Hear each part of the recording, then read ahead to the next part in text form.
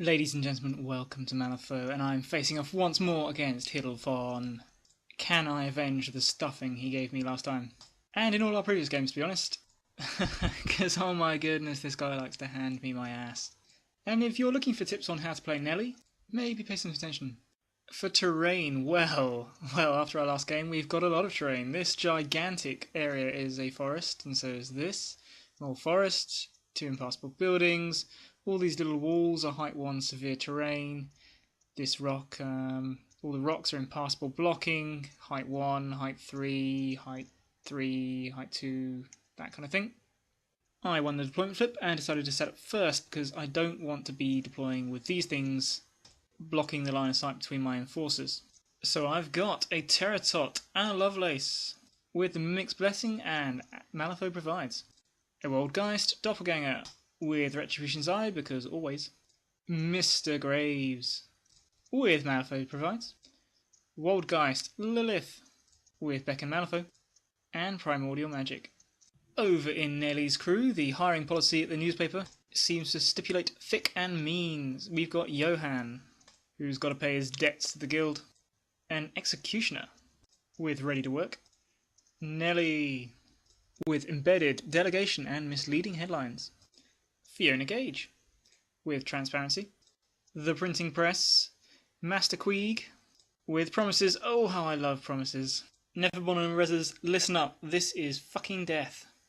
And good old Frank the Skank with Wade In and Numb to the World, because Hiddlefon knows how much this pisses me off. So that's 4 beat sticks, 2 support and no real scheme runners. With 5 upgrades, it's a no-brainer he's doing Show of Force. I didn't have a clue what his second scheme was, but looking at this, it should be fairly obvious to consider undercover entourage. So what's my plan? Well, given flank deployment and pretty much closed centre board, plus my opponent's elite crew, convict labour's a no-brainer, as he's going to struggle to pull anyone away from the centre to block both sides. So Terratot's going to go up and make a scheme marker den over here, and Lilith and the Primordial are going to go up over here. I'm hoping this building will provide Lilith some decent cover so she can stay in the game and, be annoying for anyone lurking around this stash marker. Take prisoner? Yeah, not on your life. Possibly could have tried for the printing press, but staying alive to score is pretty tricky, is my experience. I did consider Show of Force. It's not something my opponent would expect me to take, and I have brought probably more upgrades than I have ever done before. I was thinking I might go for it if he brought reporters, but since he hasn't, and since he's got even more upgrades than I have, fuck it, detonate the charges is probably the easiest scheme to complete, and even if he knows it's coming, in guard the stash, it can be pretty tricky to work around. So I'm going to use the Doppelganger Mr. Graves to push both the Woldgeists right up to the markers in turn 1, and each drop a scheme marker. Get the activations out early so I don't give Nellie too much evidence later in the game, and before engagement ranges start to make that difficult to do. So, Woldgeists up, drop markers. Hopefully it will take him a little bit of time to chew through them. In the meantime, Lovelace and the Doppelganger can be blasting away into combat, doing min damage 3, and hopefully even summoning some Seishin to gum him up even more. And Mr. Graves can lurk and countercharge anyone who charges the tree. Let's see how that goes. Turn 1 and a nice hand. I sprint the Terratot up to the midline and drop a scheme marker. Francisco's put El Mayor on Master Queeg, and they've both come up to this kind of middle central area. The Doppelganger has enacted the plan, copied Graves, pushed the Woldgeist up here. She got her 0 trigger, so then I walked back and pushed Anna up as well. Quite liking that, as she can now cover the Woldgeist as he makes his run. He does. Nellie ditches the card to pass activations. Mr. Graves gets the other Woldgeist up to the centre here and then stumbles out of the forest, failing to cast his Keep the Peace aura. I've got him here to threaten a countercharge on anything going for the Woldgeist, but as my opponent pointed out in our chat after the game, this seemingly innocent move is actually a position mistake. Going into turn 2, Mr. Graves won't be in range to charge Francisco if he needs to, but Francisco is in range to charge Mr. Graves.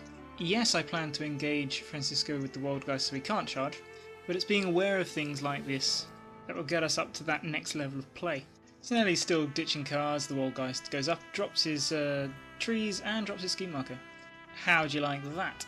So now that I've finally only got Anna and Lilith left to move, one of the guild fellows decides to get off his ass and do something, and Johan just comes up here.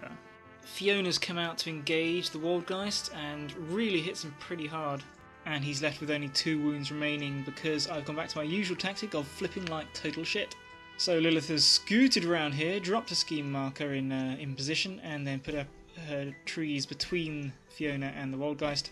Not touching either, so I've broken engagement. And I think there was a slight gap through which I could see Francisco. Anything to force him to waste just a few AP. I then mess up my activation with Anna.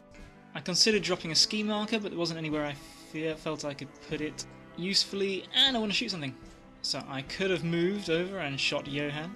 Would have been pretty simple to place so as not to be chargeable, so I think that would have been the better idea.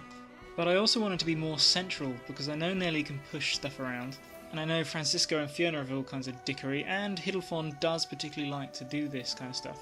So I want her magic dress aura of magic to be doing some work for me.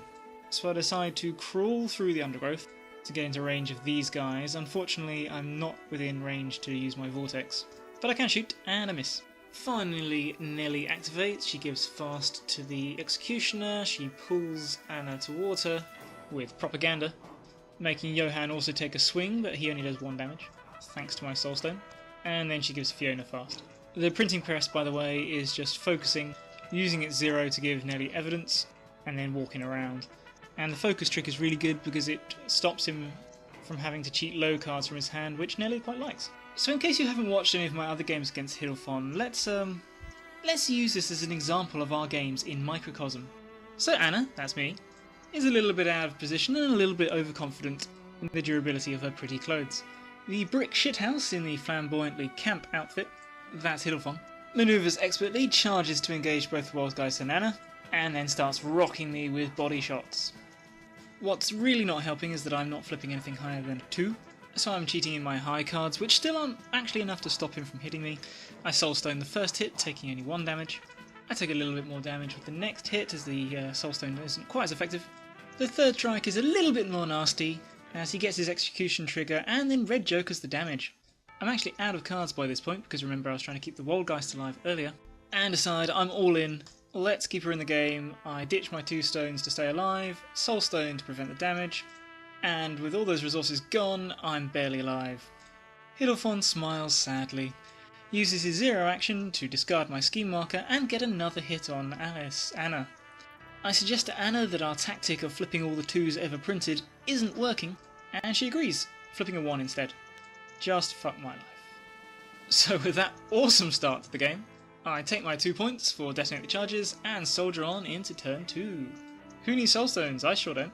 I lose the initiative, could have cheated my 11, but didn't really see it was worth it, as I wasn't really in position to do anything. So Francisco El Mayor's Master Queeg again and chops down the Waldgeist. My other Waldgeist tries to slow or root or do something to the executioner, but utterly fails and then gets pushed away by Master Queeg. That's opened up a charge lane for the executioner to the doppelganger, and I could hold out and hope manipulative saves me, but he's at positive to willpower checks, and if I get bogged down here then there's no way I can score for the stash marker this turn. So I go with the doppelganger, running around the forest, and give a negative to melee attacks out of range of Johan, but I couldn't get out of range of out of line of sight of the executioner. Fiona charges Mr. Graves, presumably trying to lock him in place back around here. He takes a good looking, he's got 4 damage left if I remember rightly. And then I show her that the door is actually this way. Fail the first attempt, but yeah, no, she's defense 7, what are you going to do? But slip the second one through with my 13, and get Graves back into scoring range and in Black Blood range of both of them. Best I can do. The doppelganger just survives the executioner. Kind of surprising, as Master Queeg's buff is giving the executioner plus flips, which is putting him on a straight. I get Lilith out to also come stand around this stash marker, and I try to Wicked Vines Johan in place so he can't kill my doppelganger, but let's not live in a fantasy. Man, what does it take to beat this guy? Flushed with how the Neverborn are melting into tiny piles of goo around her, Nellie decides to get a bit of a taste of the action, and propagandas both Graves and Lilith away, just to rub it in.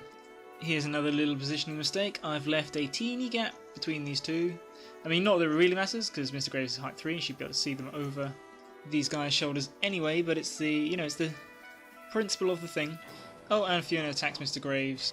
bringing him to his hard to kill, and Nellie puts a scathing review of Mr. Graves into publication, meaning that he will die as soon as he activates. Gravy! Turn 3, and I think you know what time it is. That's right, it's time for a painted mollusk suicidal sudden darkness charge. Let's just see how tough Nellie really is. I use my 12 to make the first hit land, get a moderate damage, and Hiddlefon smoothly slides the black joker onto the table. Are you fucking kidding me? Oh my god. I then proceed to miss both follow-up attacks because I only have melee 7. So yes, in conclusion from this experiment, Nellie is quite tough to kill. But the joke's on him because I attacked before Nellie could build up any evidence, so she can't push me away.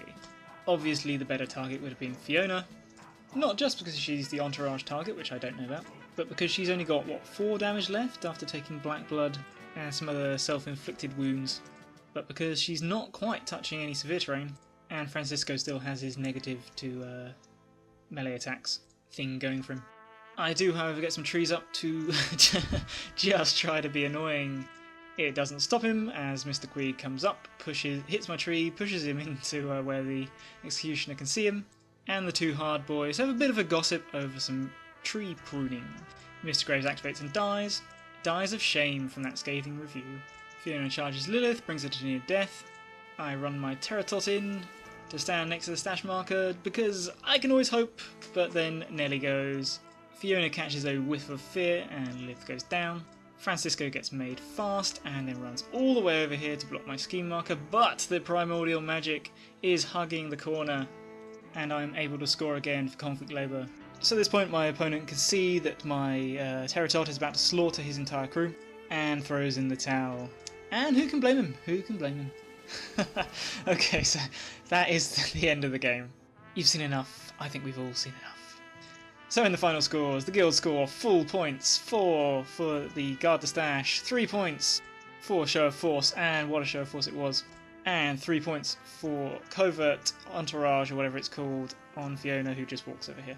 The Neverborn scored no points for guard the stash, 2 points for detonate the charges, and 2 points for convict labour, making this game 10-4 to the guild. Holy crap, what a butt kicking. Technically a worse loss than the game where he thrashed me with Sonya, because I don't think I killed a single model. In fact, I think he did more damage to his own models than I did. But I gotta say, this game was actually a ton of fun. And a game against Nellie isn't as elegant as the dance a well-played Neverborn crew can do, but it's got a kind of bombastic grace that you can admire, and is certainly different from shoot shoot die die that you get with certain other masters. Okay, what happened? I think I chose good schemes. Obvious, but very hard for him to block. I chose quite a solid crew, lots of armour, but this encouraged me to break the #1 rule: Neverborn do not meet guild head on in the middle. I don't know why I find that so difficult to remember. His crew is quite monstrous. All those beaters with plus flips and fast. I can't take that on. I've got to start to play more Neverborn-y. In this case I think that would involve more hanging back, give him the centre, fine.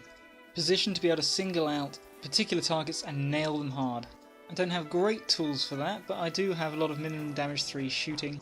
Target priority is Master Queeg because of that ridiculous Promises upgrade, but it is unbelievably hard to get to him when he sat in the middle of all those beatsticks, rocking El Mayor and a positive to willpower jewels, so that means Francisco needs to die first. Doable. So yeah, hang back turn 1. Send Tot and Lilith up for their scheming. So if he wants to break up his little bubble of joy, let him. Set up a marker trap. Got nothing better to do. Turn 2, with fast he can still get to me, but that'll cost him AP, the forest will slow him, and I can probably try to make it so that my Wildgeist get in the way first. If he doesn't overextend, move up cautiously, drop more markers, show you the door into shooting position. It might be worth considering dropping markers as a bluff and instead taking entourage on Lilith and then working to get her to the backfield. By the end of the game, I'm starting to think that Beck and Malifaux alone on Lilith is not enough. She needs something else. She needs the Wings of Darkness if she's going to go for backfield stuff. She needs Wicked Mistress if she's going to be lurking. There's a lot of terrain on this board. A timely Transfixing Gaze for a little bit of damage and slow. Could be worth it. I never find that the Soulstone seems justified. But maybe it's something I've got to start to trust. And yeah, and then at the end of the turns, try to get whoever I can get towards the centre, try to get them up to score the stash, or block his show of force. It's not going to work against Nellie in particular because she can just drop activations. But at the end of turn 2, dash in to score, that I sort of demonstrated with the Terratots in my last game, I think is generally a decent tactic against a more powerful opponent.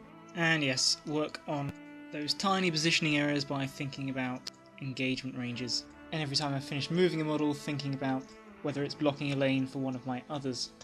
But there you go, guys. This was a super hard game, but also super fun. I hope you found it interesting. Take care.